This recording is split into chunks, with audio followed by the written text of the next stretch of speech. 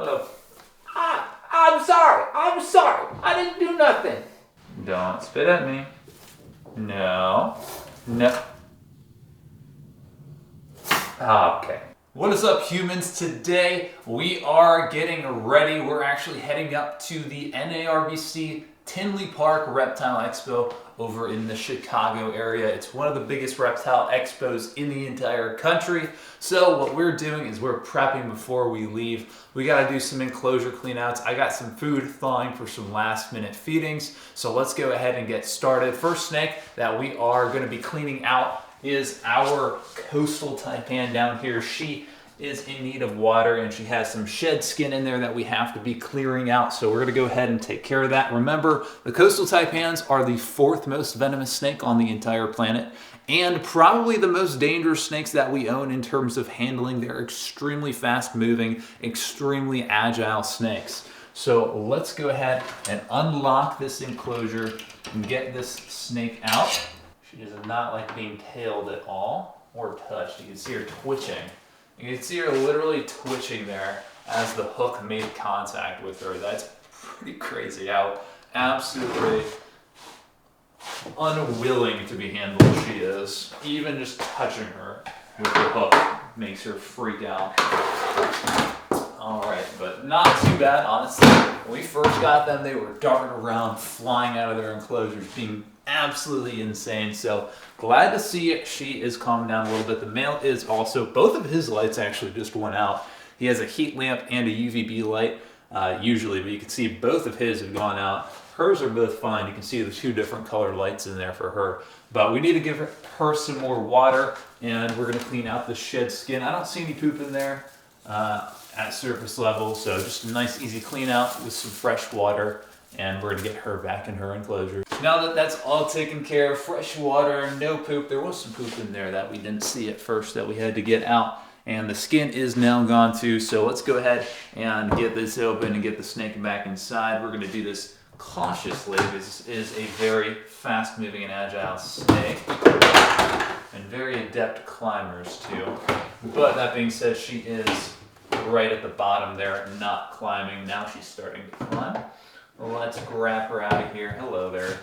Hello there, little copper colored lady. She's really got some nice colors on her. You can't really see too well out here, but definitely more colorful than the male coastal taipan that we have. Hello, sweetheart. Let's not come towards Joey. How about we go in here instead, yeah? How about we go in here instead? Oh, look, she's letting me touch her. That's crazy work. Absolutely insane. All right, well, that wasn't too bad. Definitely getting easier to work with than at first. Let's go ahead and move on now. I think I should say let's go ahead again. We're going to go to the death adder here. Her water needs a change, and she's got, looks like she does have a poop spot in there also. So let's get out the rough scaled death adder. So in here we have our rough scaled death adder. This is a snake that is debatably one of the most venomous snakes on the planet. You hear a lot of different things about the death adder. There are a lot of lists that have them around that number 9, number 10 spot on the most venomous snakes on the planet list. But that being said, their fatality rate when they bite isn't actually all that high. I believe it's only around 50 to 60%, which sounds like a lot, but that's without anti-venom. With anti-venom, it's a very, very low fatality rate. Very, very low. So let's grab you here. This is a really weird moving snake that can be kind of hard to hook. And she did let us hook her here. Let's get a better look at this snake. A very unique elapid, right? This isn't a lapid. Just like your crates, just like your cobras, just like your taipans. This is not a viper, although they do look like a viper. Just like, you know, if we compare this snake to, let's say, a copperhead, right? They have that small yet arrow-like head, just like a copperhead. They have that thicker body, gets nice and thick here towards the midsection before it ends up tapering off again. This is a very, very viper-like snake. In fact, they have this little cauda lure on the end of their tail here. They will stick their tail tip up in the air and wiggle it like a worm, just like you would see a lot of vipers doing. In fact, like that copperhead I mentioned earlier, they also have a cauda lure, at least when they're younger, and they will do that as well. But you can see it's a very weird moving snake. They're very, very, very silly when they move, very not athletic at all. And you can see here now, she doesn't want to let me hook her, but let's go ahead and get her in there. Swing my pickaxe from side to side. All right, so we're gonna go ahead and take out our Death Adder here. We are done setting up her enclosure. It's gonna be easier if we kind of turn this on the end to drag the snake out, because she does not participate too well on being hooked. We may actually just double hook her back into her enclosure here just to make things nice and simple. This is a very weird moving snake, you can see. Definitely a weird, twitchy little caterpillar here. But double hooking makes it nice and easy. Not my favorite method. I prefer to get hands-on. I prefer to use the hook and tail method, where I have my offhand on the tail for control, rather than using two hooks. I think it offers a little bit extra control. But that being said, with a weird moving snake like this, it's going to be a little bit easier to just double hook the snake. So go ahead and put her in there. Fantastic. All right, guys. Next up, we're going to take out a boomslang. We're not going to use them. That's weird. Next up, we're going to take out Will.i.am, our boomslang. We're actually going to do clean outs on all three of our boomslangs, but we're only going to film one. So this is Will.i.am. He's our original male boomslang that we got. We've had him the longest. I've had him for about 1.5 years now. 1.5 years? 2.5 years? No. Let's say, I think 1.5 years. It seems longer. Honestly, almost 2 years. Yeah, we've had him for quite a while now. He needs a water change out. We're probably going to add some extra mulch in there. He created a little bit of a divot here at the front, and he shed his skin. Actually, all three of our boomslings shed their skin this past week, which is kind of interesting that they all shed together. But let's try and get him out here without too much difficulty. He's in the back here. He does need a water change out. He literally pooped in his water.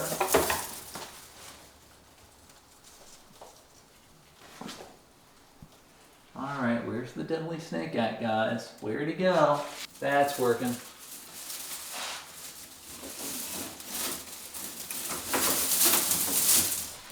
All right, fantastic. Hey, bud.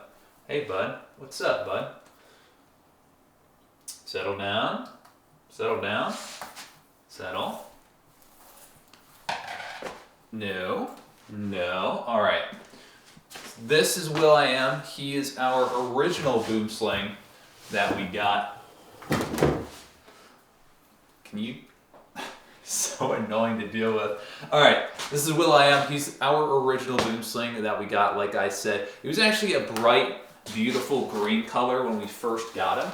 Now he's this darker black coloration. They do tend to lose their bright colors in captivity, unfortunately. I'm not sure why that is. It's not UVB. We actually offered him UVB. So I'm assuming it's something dietary related. Hard to say for sure. But like you guys can see, they are incredibly quick, incredibly agile snakes. Very good climbers. In fact, they spend a majority of their life up in the trees. So they'll eat a lot of lizards and birds and things like that. Favorite food of them is actually chameleons, believe it or not. They do eat a lot of chameleons in the wild, which is kind of interesting. And they are also about #1 for most venomous snake in Africa. There's been some debate between them and the black mamba, and now people are saying that the Cape cobra is pretty high up on that list too, may even be in the running. So, but very, very highly venomous snake. One of the few rear fang venomous snakes that are highly venomous. So you do have to be careful with these guys for sure. A bite would be quite devastating. And not only to your holes, but to... Where the fuck am I going with that? We are done cleaning out Will.i.am's enclosure. We added a nice fresh layer of mulch so that that divot is now gone. He's got a larger substrate layer across his enclosure. As you can see, we gave him some fresh water also, so let's take him out and put him back in his enclosure. These are snakes that like to climb. So let's open this away from this here. And he's sitting at the bottom doing nothing.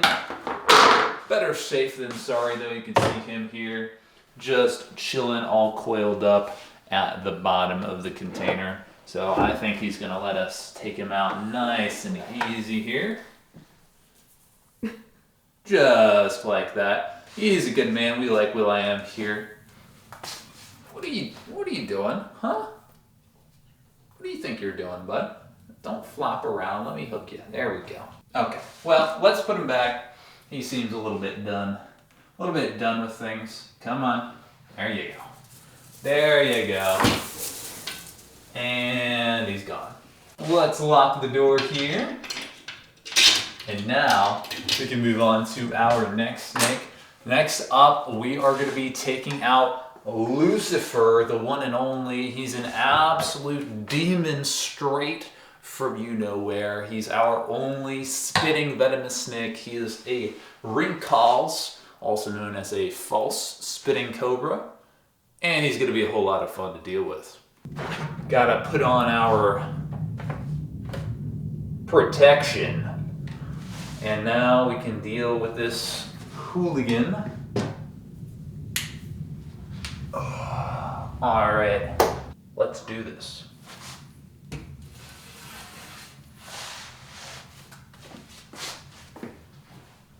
Don't spit at me. No. No. Okay. Maybe that's the point. And gotcha. Gotcha. There we go. This is Lucifer, our rinkhals. He's a pretty boy normally. He's, I think, going into shed. He's normally a little bit prettier than this, but he does like to spit venom at us when he's in his enclosure. Seems to be calming down a little bit here. Maybe, possibly. I don't know. But let's put him in a trash can so we can take this damn face shield off. Much better. I hate him. I hate spitting cobras. Venom flying everywhere is not fun for anybody, so don't ever even consider getting one of those. Ever. Alright, let's go ahead and clean out his enclosure. This hooligan. You see this guy? You see this hooligan? What's he doing in there? What are you doing in there, bro? You done? Good. Alright, fresh water has been given. We've got some extra substrate that we put in there too, since he made a bit of a divot too. We're gonna have to give Gabby some extra substrate. Well, we might leave her spot. She always digs out a divot for herself.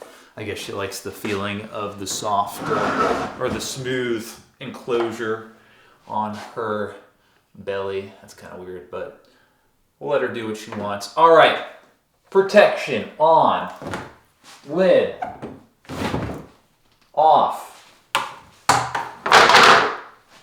Venomous snake, hooked.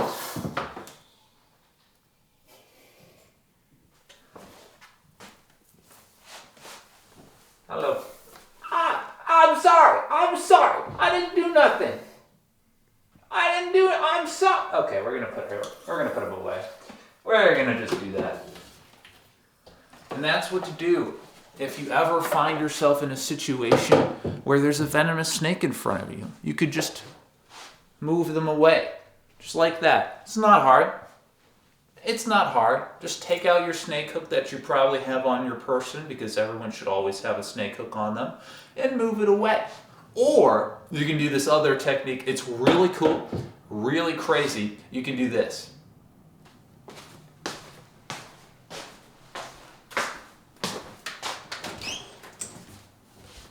Let's go walking away. You got arms, you got legs. They don't. Leave them alone and walk away. All right, last snake that we're going to be taking care of on camera today is Gabby, our beautiful West African gaboon viper. She left us a very, very spicy turd in her enclosure. It's really big and disgusting, so we're going to have to clean that out for her. We're going to top off her water while we're at it. Her water's about a third left, which is too low for a gaboon viper to really have any interest in drinking. They're kind of stubborn like that. So let's get her out. She's looking really, really pretty. She just shed her skin about a week ago, maybe a week and a half ago. So she's looking really, really pretty. You can see those bright pinks and yellows highlights on her there. Those beautiful little horns on the tip of her nose. Very, very cool. Sometimes their beauty gets a little underappreciated because of how common you see these guys around, but definitely still a beautiful and cryptic snake for sure. They are a little bit of a pain in the butt to handle because of their large size. You have to support their body as much as possible, because if you use like a thin metal snake hook and that's it to pick them up, odds are you're going to end up hurting them. You can break their ribs and things like that. So we use this hook that's a little bit thicker, and we're going to tail her, which tailing the gaboon viper like this is a bit of a pain, but we're going to do it anyways. So we're going to hand ourselves her tail here, and then we're going to pull. Let's get that out of the way. And we're going to pull, and now we're going to support her body with the hook, just like that. No, no, no, no, no. I'm trying to show people how to support your body, okay? I can't fling you around like a boomslang, so I don't want to drop you and hurt you either.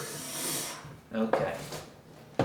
Someone's a little pissy. I don't know if she woke up on the wrong side of the bed or what today, but she was a little bit disgruntled there. We could just double hook her back into the enclosure. Maybe she'll appreciate that a little bit more, but I do like the control that tailing her gives me, because I really don't want to drop her, and I feel like the odds of dropping her are higher if I double hook her. But we need to sweep all this crap up now afterwards. Go ahead and put this back in here. You can see this really big. Yeah, that's pretty nasty right there. That's pretty nasty. All right, there we go. Fully topped off water. We also added some more fresh substrate for her. She's probably gonna be mad about that. She likes making divots, but that's fine. We'll let her dig herself a new divot with the new substrate. What is your deal today, Gabby? I'm sorry. God, unbelievable. Okay, yes, I know. You're mad. I understand. Let's just drag her out like this so we don't put all of her weight on the hook. Alright, yes, I know. Alright, sweetheart. You gonna let me put you back? Huh?